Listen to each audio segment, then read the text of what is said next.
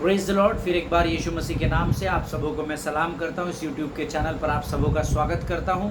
प्रभु को धन्यवाद देता हूँ उसकी विश्वास योग्यता के लिए, जिस विषय पर हम लोग पिछले कई दिनों से लगातार मनन और अध्ययन कर रहे हैं। आज और कुछ बातें हैं जो प्रभु ने स्वर्ग से हमें मन्ना दिया है, और मैं प्रभु का धन्यवाद देता हूँ कि दिन प्रतिदिन परमेश्वर की आत्मा हमारे मध्य में आकर हमारी सेवकाई करती है। हालेलुया। प्रियो, ये वचन मुझे और आपको इसलिए दिए जाते हैं, यहाँ अभिषेक हमारे जीवन पर इसलिए रखा जाता है ताकि हम संसार के छोर तक यीशु के गवाह बन सके। हालेलुया। अभिषेक अपने जीवन की बातों को फायदे में रखने के लिए नहीं किया जाता है। आमीन।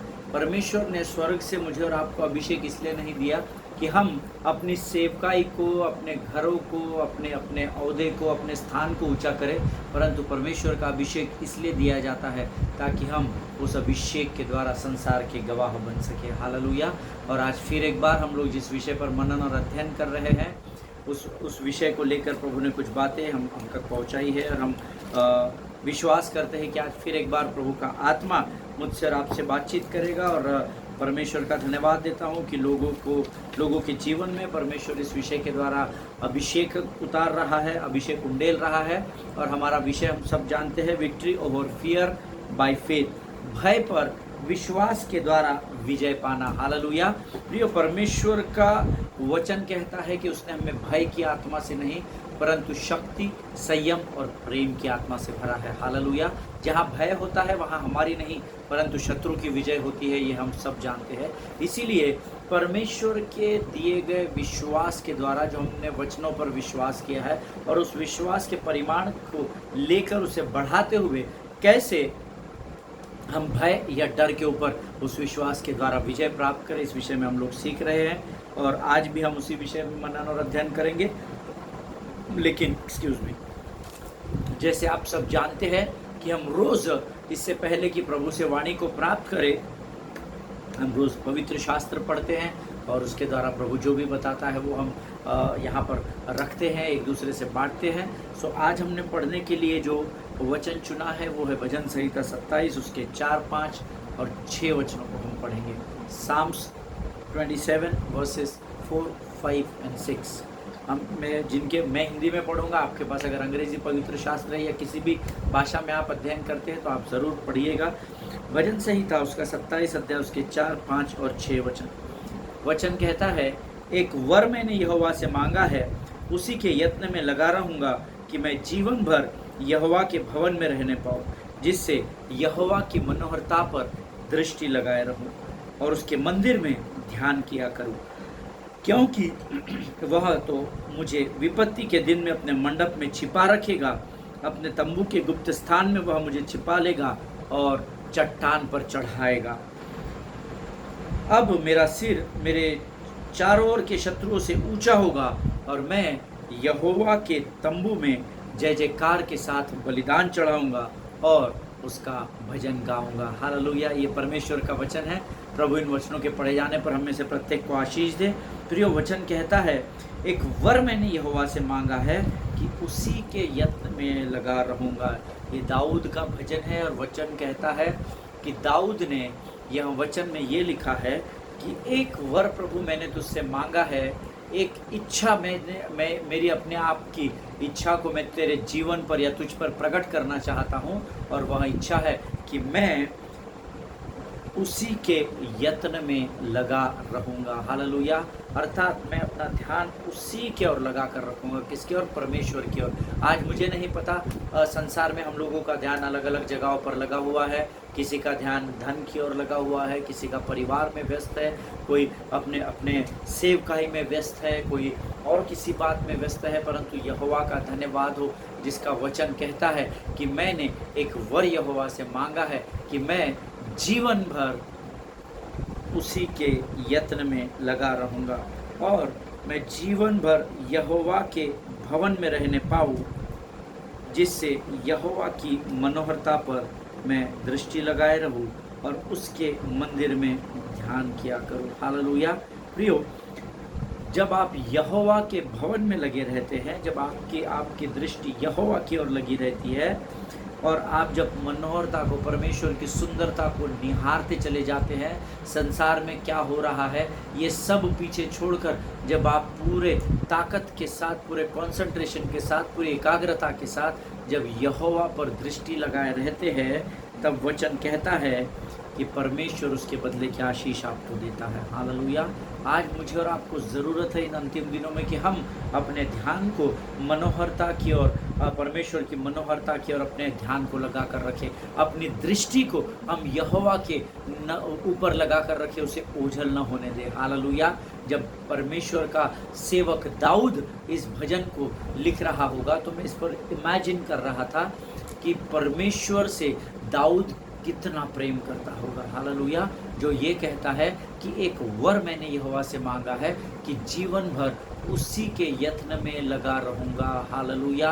क्या आज मैं और आप ऐसी प्रार्थना करते हैं क्या? जिनके सुनने के कान हो वो सुन ले। आमीन।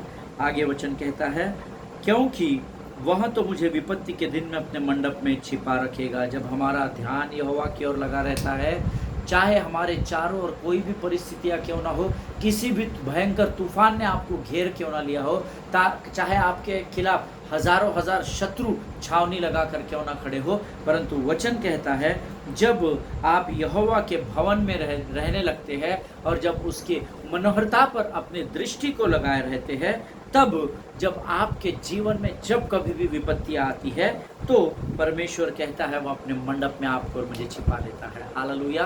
प्रियो, ये बहुत ज़रूरी है। अगर आप अपने जीवन के समस्याओं से, डिप्रेशन से, एंग्जाइटी से निजात पाना चाहते हैं तो आपका ध्यान यहोवा की ओर लगा होना बहुत अधिक ज़रूरी है। हालेलुया। आमीन। आगे वचन कहता है, क्योंकि वह तो मुझे विपत्ति के दिन में अपने मंडप में छिपा रखेगा, अपने तंबू के गुप्त स्थान में वह मुझे छिपा लेगा और चट्टान पर चढ़ाएगा। हालेलुया। और मेरी और आपकी चट्टान का नाम क्या है? वो यीशु नासरी है।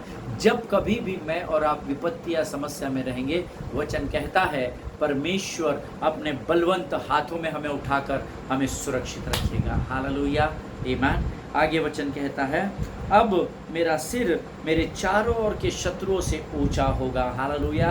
बट नेचुरल है, जब आप चट्टान पर चढ़ाए जाते हैं तो चट्टान की चोटी पर जब आप खड़े होते हैं तो आपको नीचे की सारी बातें छोटी छोटी दिखाई देने पड़ती है। हालेलुया। इसलिए वचन कहता है, अब मेरा सिर मेरे चारों ओर के शत्रुओं से ऊंचा होगा और मैं यहोवा के तंबू में जय जयकार के साथ बलिदान चढ़ाऊंगा और उसका भजन गाऊंगा। हालेलुया। परमेश्वर आपको हर विपत्ति से आज़ाद करने वाला परमेश्वर है।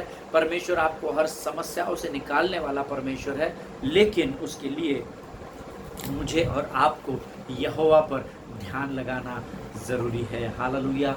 ये परमेश्वर का वचन है। प्रभु इन वचनों के पढ़े जाने में और इसको समझने और सुने जाने के लिए हम में से प्रत्येक को आशीष दे। हालेलुया।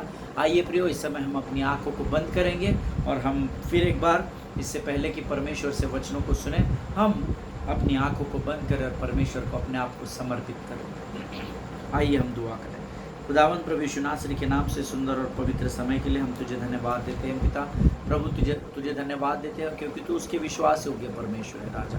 प्रभु परमेश्वर पिता, तूने अभी हमें आशीष दी कि हमारा सिर हमारे चारों ओर के शत्रुओं से ऊंचा तू रखने पाएगा। हम धन्यवाद देते हैं प्रभु इन वचनों के लिए राजा। प्रभु इस समय हम अपने शरीर, प्राण, आत्मा और बुद्धि को तुझे समर्पित करते हैं राजा।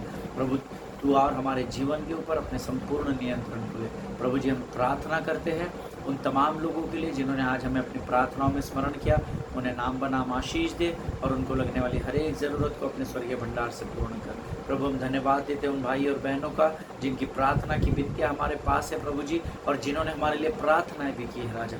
उन्हें किसी भी भली वस्तु की घटी न होने दे राजा। प्रभु इस समय हम अपना सब कुछ तुझे समर्पित करते हैं।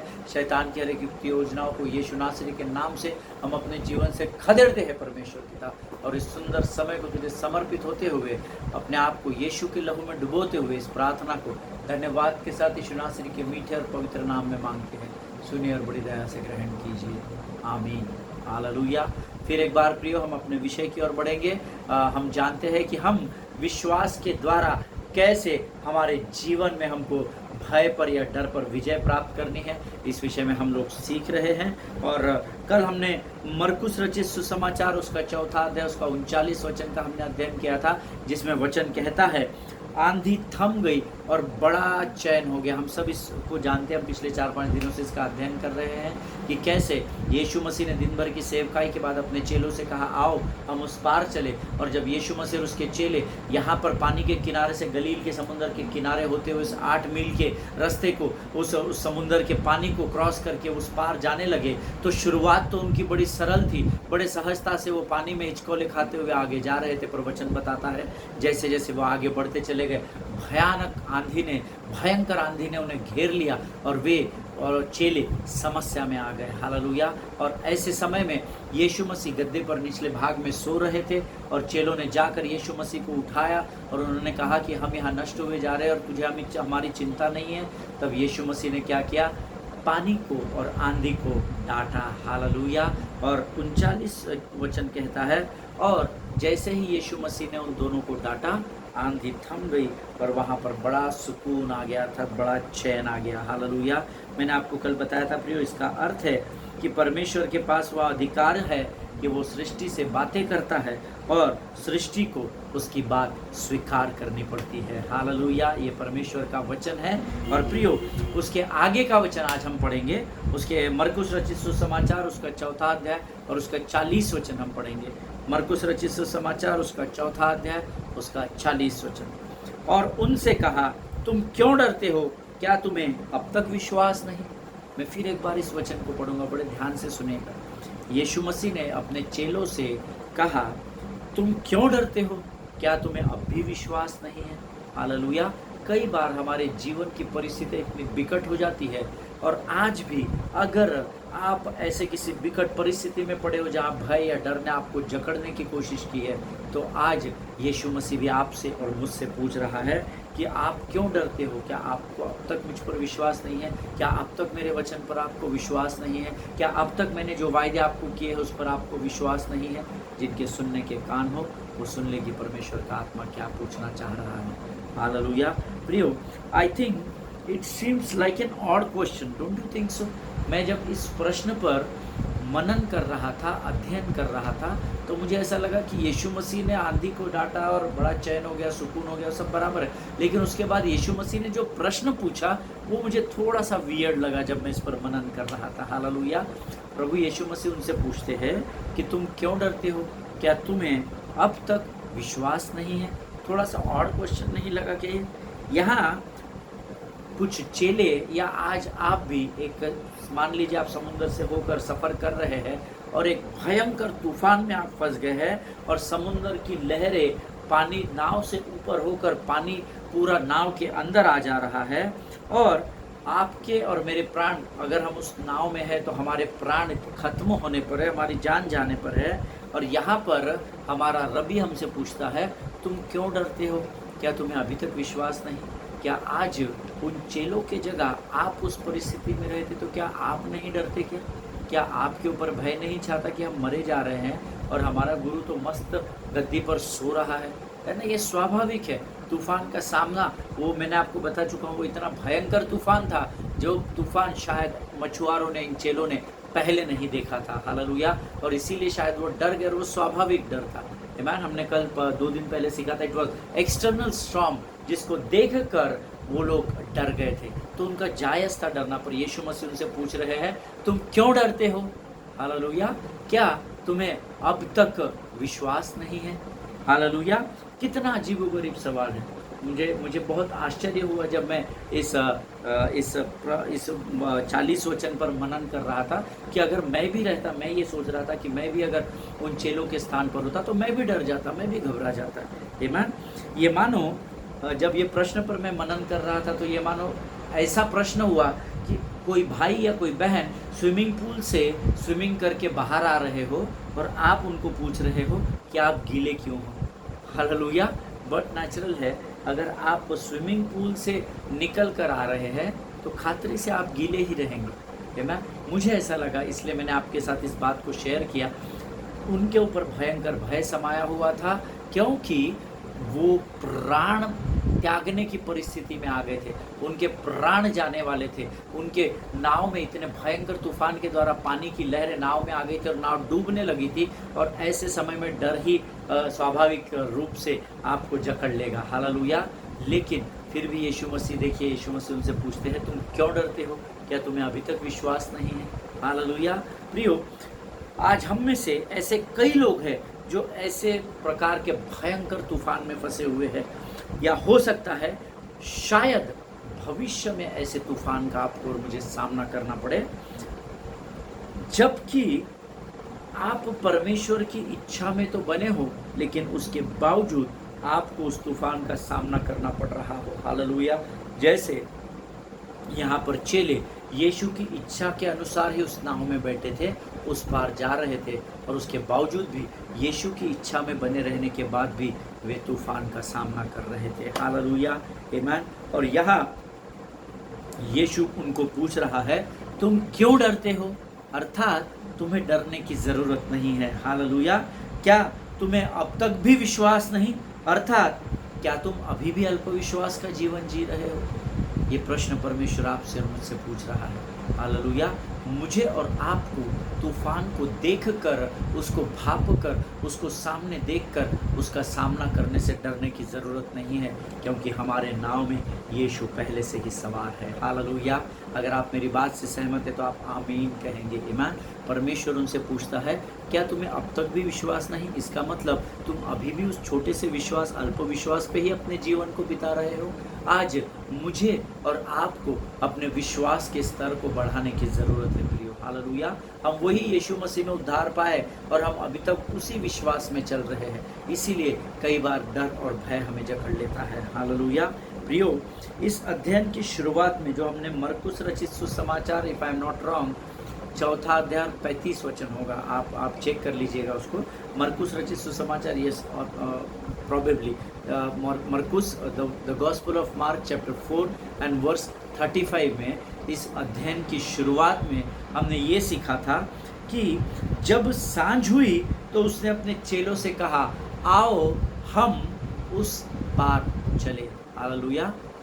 तब सांझ हुई और यीशु मसीह ने उसके चेलों से कहा आओ हम उस पार चले। हालेलुया। ये वचन मुझे विश्वास है आपको ज़रूर याद होगा। अब यहाँ पर इस पूरी स्टोरी में, अर्थात इस भयंकर परीक्षा के समय में, यीशु मानो अपने चेलों से यह पूछ रहा हो will you believe my word और will you believe your problem. Hallelujah. क्योंकि देखिए यहाँ पर 40 वचन में तो हम पढ़ रहे हैं उसने आंधी को डांटा और सब चैन हो गया, ये हो गया, सब हो गया, हमने इन 5-6 वचनों में पढ़ा। लेकिन हम 4 और 35वें वचन कहता है कि यीशु मसीह ने शुरुआत में ही उनसे कह दिया था आओ हम उस पार चले। हालेलुया, आमीन। इसका अर्थ है जब 40वें वचन में उसने कहा तुम क्यों डरते हो, क्या अब तक तुम्हारा विश्वास वहीं पर है, क्या तुम अब तक वहीं विश्वास कर रहे हो पुराना वाला। इसका अर्थ है मानो यीशु मसीह उनको पूछ रहा है कि क्या तुम मेरे वचन पर विश्वास करते हो या तुम उस भयंकर परिस्थिति पर जिसका तुम सामना कर रहे हो उस पर विश्वास करते हो। आज अगर आज किसी परिस्थिति का आप सामना कर रहे हैं, physical, financial, mental, spiritual, emotional, sentimental, किसी भी प्रकार के तूफान का अगर आप सामना कर रहे हो, तो परमेश्वर आपसे आज ये पूछना चाहता है कि क्या तुम मेरे शब्द पर, अर्थात मेरे वचन पर विश्वास करते हो इस परिस्थिति में, या उस परिस्थिति पर जो तुम्हें दिख रही है और जो तुम्हें डरा रही है तुम उस पर विश्वास करते हो। हालेलुया।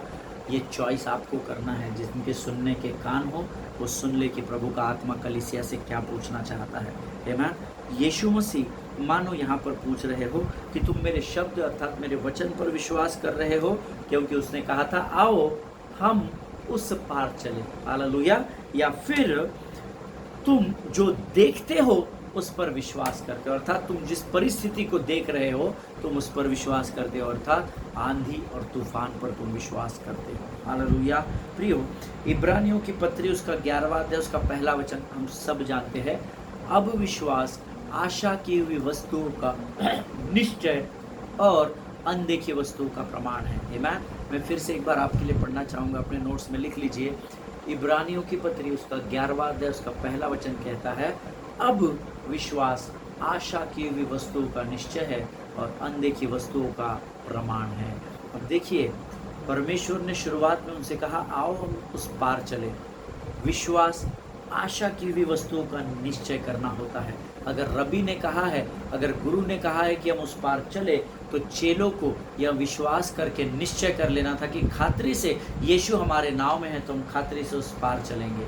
और अनदेखी वस्तुओं का प्रमाण विश्वास कहलाता है, अर्थात जिस 8 मील के उस समुंदर के पानी को क्रॉस करके उनको उस पार जाना था, उन्हें वो दिख नहीं रहा था, लेकिन वचन कहता है विश्वास उसी को कहते हैं, क्योंकि विश्वास अनदेखी वस्तुओं का प्रमाण कहलाता है। हालेलुया, आमेन। प्रियो, यू सी द स्टॉर्म, सी ये चेलों ने जिस तूफान को देखा, it was real, it was not fake storm.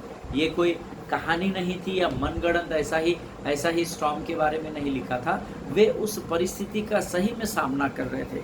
The storm which is real, in the same way we saw the virus which was real। Hallelujah. हमने इस पेंडेमिक में देखा कि कोविड-19 ने जैसा वर्ल्ड को हिट किया, दैट वाज एब्सोल्युटली रियल, है ना। हम बहुत सारे लोगों को खो दिया। आज भी बहुत सारे लोग बोलते हैं पता नहीं सही में कोविड था या नहीं, कि गवर्नमेंट ने कुछ ऐसा कर दिया, चाइना ने कुछ वैसा कर दिया। नो, बट मुझसे अगर आप पूछेंगे तो yes, we saw the virus, और बहुत भयंकर रूप धारण करके ये वायरस हमारे जीवन में आया था। ये बीमारी हमारे संसार को जकड़ने की कोशिश कर रही थी, और ये सत्य था, क्योंकि हमने अपने कई लोगों को इसमें खो दिया है। Hallelujah. See, it is a fact, you can not deny it. Pandemic आना, इकोनॉमिक लॉस होना, फिजिकल लॉस होना, ये सब वास्तविकता थी, है ना। ये सब हमने अनुभव किया है, इसलिए हम कॉन्फिडेंस से कह सकते हैं कि हाँ, pandemic is a fact, it's a real thing, है ना। ये कोई बनावटी नहीं है। And you can not deny it कि नहीं कोविड कुछ नहीं था, ऐसा नहीं बोल सकते हैं, है ना। जिन्होंने अपनों को खोया है, और जो भी पिछले 2 वर्षों में हमने तकलीफ़ें सहन की, हम इस बात के प्रमाण दे सकते हैं कि हाँ, पेंडेमिक एक सत्य है, और हम उसको डिनाई नहीं कर सकते हैं। The problem comes into your life and nobody can deny it, because ऐसा नहीं है कि आपने यीशु को स्वीकार कर लिया इसलिए सारी समस्याएं खत्म हो गई। समस्या है, जब तक आपकी श्वास चलती रहेगी, जब तक आपके प्राण में प्राण रहेगा, समस्याएं आपके जीवन पर बनी रहेगी। हालेलुया। लेकिन हम उनको अनदेखा नहीं कर सकते, हम उनको समस्याओं को अनसुना नहीं कर सकते। हमको उस परीक्षा से होकर गुजरना ही होता है। जैसे चेले यीशु मसीह के साथ रहने के बावजूद भी उस तूफान का सामना कर रहे थे। आज यीशु मेरे और आपके साथ भी है, शरीर के रूप में भले नहीं, परंतु उसका पवित्र आत्मा हमारे अंदर रहता है। परंतु आत्मा के होते हुए भी जैसे उस समय चेलों ने उस तूफान का सामना किया, वैसे है आज मुझे और आपको भी तूफान का सामना करना ही पड़ेगा। हमें परीक्षाओं से होकर गुजरना ही पड़ेगा। Hallelujah. Mark 4:35 says, late us go over the other side. Hallelujah. Late us go over the other side, ऐसा अंग्रेजी में लिखा है, बहुत सटीक ट्रांसलेशन है। आओ हम उस पार चले, ऐसा वचन में हिंदी में लिखा हुआ है। हालेलुया। अब यहाँ जरा ध्यान से सुनना। कई बार हम वचन पढ़ते बहुत बार है, पर हम ध्यान लगा कर नहीं पढ़ते हैं, पर ध्यान से सुनिए प्रियो। फिर से एक बार मैं चाहता हूँ मार्क 4:35 हम सब पढ़ ले। Let us go over to the other side, आओ हम उस पार चले।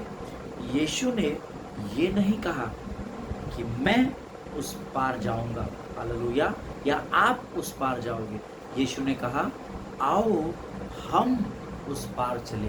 दैट मीन्स उस हम में यीशु मसीह स्वयं भी थे और सारे चेले भी थे। हालेलुया। यीशु ने ये नहीं कहा कि आओ मैं उस पार चला जाता हूँ, उसने कहा आओ हम उस पार चले। हालेलुया। अगर यीशु मसीह स्वयं यह कहते हैं कि हम उस पार चले, इसका मतलब है कि नाव का उस पार जाकर किनारे पर टिकना अवश्य है। हालेलुया। अगर यीशु मसीह ने यह बात उनसे कह दी थी कि आओ हम उस पार चले, इसका अर्थ है चाहे आंधी आए, चाहे तूफान आए, चाहे समुद्र का पानी सूख जाए, चाहे ऊपर से बिजली कड़कड़ा है, बिजली उस पानी में गिरे, फिर भी अगर यीशु ने कहा है कि कि आओ हम उस पार चले। इसका अर्थ है उस नाव को हर हालात में उस पार पहुंचना ही होगा। हालेलुया। आज इस पवित्र शास्त्र में जितने भी वायदे आपके लिए लिखे हैं, फॉर एग्जाम्पल अगर आप निर्धन हैं तो धनी होने के विषय में बाइबल जो भी लिख चुकी है, अगर आप बीमार हैं आपकी चंगाई के विषय में बाइबल जो लिखती है, अगर आपको बुद्धि की घटी है बुद्धि के विषय में बाइबल जो लिख चुकी है, वो सब वचन का पूरा होना अवश्य अवश्य और अवश्य है। हालेलुया। जो मेरी बात से सहमत है वो आमीन कहेंगे। प्रियो, परमेश्वर का वचन अटल है। वचन कहता है आकाश और पृथ्वी तो टल जाएंगे परंतु मेरा वचन बना रहेगा। हालेलुया, आमीन। प्रियो, ये परमेश्वर का वचन है। वचन कहता है कि जितनों ने यहोवा की और परमेश्वर की और दृष्टि की उन्होंने हमेशा ज्योति को ही पाया है। और ये परमेश्वर की ओर दृष्टि करना अर्थात परमेश्वर के वचन की ओर दृष्टि करना, और जो वचन की ओर दृष्टि करेगा वो ज्योति पाएगा और उसका मुख कभी भी काला न होने पाएगा। हालेलुया। ये परमेश्वर का वचन है। प्रभु इन वचनों को समझने में आपकी सहायता और मदद करे। आज हम यहाँ समाप्त करेंगे और कल हम इसके आगे के वचनों में जाएंगे और भेद की बातों को परमेश्वर से सीखने का प्रयत्न करेंगे। इस समय हम अपनी आंखों को बंद करेंगे। प्रभु करे जो वचन आज उसने हमें सिखाया है वह आपके जीवन में अटलता पूर्वक आपके मन और विचारों में बने रहे। आमीन। आइए समय हम अपनी आंखों को बंद करके प्रार्थना करेंगे। खुदावन प्रभु यीशु नासरी के नाम से सुंदर और पवित्र समय के लिए हम तुझे धन्यवाद देते हैं राजा। आज फिर एक बार अद्भुत वचनों को और भेद की बातों को तूने हमारे जीवन पर प्रकट किया, हम तुझे धन्यवाद देते हैं प्रभु जी। परमेश्वर पिता, आज वचनों के द्वारा तूने हमारे मांस और गूदे को मजबूत किया, हमारे हृदय, हमारे प्राण, हमारे शरीर में, हमारे मन, हमारे विचारों में तूने वचनों को बो दिया। ऐसी घोषणा हम यीशु के नाम से करते हैं प्रभु। ये वचन हमारे स्मरण शक्ति में हमेशा के लिए बने रहने पाए, ऐसी प्रार्थना हम यीशु के नाम से करते हैं। अपने आप को यीशु के लहू में डुबोते हैं और इस विनती को धन्यवाद के साथ हमारे उद्धारकर्ता यीशु नासरी के नाम से मांगते हैं। सुनिए और बड़ी दया से ग्रहण कीजिए। आमीन, आमीन। हालेलुया। प्रिय वचनों को गंभीरता से लीजिए। अगर परमेश्वर आपको इन वचनों के द्वारा आशीष देता है तो ज़रूर से कमेंट बॉक्स में अपने गवाहियों को बांटिए। अगर आपको कुछ समझ में नहीं आता है तो वो भी बातें आप कमेंट बॉक्स में लिख सकते हैं। हम प्रार्थना करेंगे और मेरा विश्वास है परमेश्वर भेद की बातों को प्रकट करेगा। हालेलुया।